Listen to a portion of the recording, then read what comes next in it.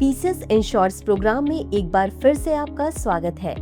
आज का विषय है मानव विकास रिपोर्ट 2025। सबसे पहले देखते हैं ये खबरों में क्यों है। हाल ही में संयुक्त राष्ट्र विकास कार्यक्रम यानी UNDP द्वारा जारी मानव विकास रिपोर्ट 2025 के अनुसार भारत मानव विकास सूचकांक में 130वें स्थान पर पहुंच गया है। यह report a matter of choice people and possibilities in the age of artificial intelligence के नाम से संयुक्त राष्ट्र विकास कार्यक्रम द्वारा जारी की गई है। अब देख लेते हैं रिपोर्ट के मुख्य बिंदु। HDI score.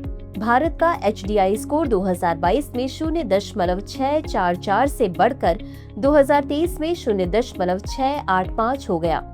जीवन प्रत्याशा और शिक्षा। भारत की जीवन प्रत्याशा 67.7 वर्ष से बढ़कर 72 वर्ष हो गई। शिक्षा के वर्षों में भी सुधार हुआ है। सकल राष्ट्रीय आय प्रति व्यक्ति GNI $6,951 से बढ़कर $9,047 हो गया। लैंगिक असमानता। भारत का लैंगिक विकास सूचकांक 0.874 है, जबकि महिलाओं का स्कोर 0.631 है। Artificial intelligence. भारत AI अनुसंधान और स्टार्टअप्स को समर्थन देने के लिए एक साझा कंप्यूटिंग सुविधा की योजना बना रहा है। वैश्विक HDI प्रगति। रिपोर्ट में बताया गया है कि वैश्विक HDI प्रगति सबसे धीमी गति से हो रही है। रिपोर्ट के अनुसार चीन 75वें, श्रीलंका 78वें और भूटान 127वें स्थान पर है, जबकि बांग्लादेश 130वें स्थान के साथ भारत की रैंकिंग के बराबर है। वहीं नेपाल 145वें, म्यांमार 149वें और पाकिस्तान 168वें रैंक पर है। अब जान लेते हैं मानव विकास रिपोर्ट के बारे में।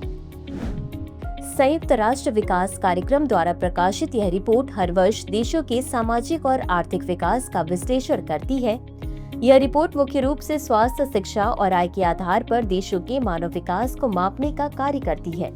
इसे वर्ष 1990 से जारी किया जा रहा है। यह रिपोर्ट मानव विकास दृष्टिकोण के माध्यम से सामाजिक आर्थिक संकेतकों का मूल्यांकन करती है। यह रिपोर्ट विभिन्न देशों के मानव विकास सूचकांक का तुलनात्मक विश्लेषण प्रस्तुत करती है।